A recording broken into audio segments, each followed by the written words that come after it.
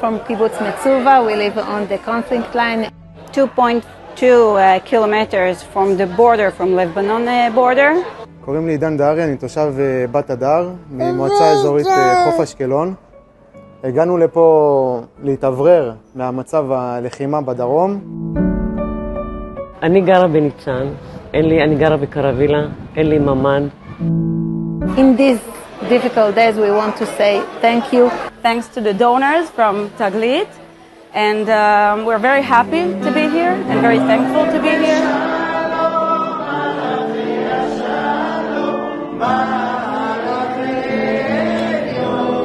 עם לבת שלי היום יש יום הולדת, ותגלית החבר'ה פה פשוט דאגו לעוגה ולבלונים ולנרות ולחטיפים וכל מה שילדים אוהבים ביום הולדת ולזר, והם חשבו עד הפרטים הקטנים ושאלו אותי מה היא אוהבת. הילדה פשוט בעננים, וזה הודות לאנשים של תגלית. יש לנו שקט כי הם דואגים לנו לאוכל ולילדים לפעילויות. Thank you very much. תודה רבה. תודה על הכל, תודה על הנתינה. תודה לתגלית שלקחתם אותנו למקום בטוח. Thank you, Taglit, very much. Thank you, all the donors. We really appreciate it.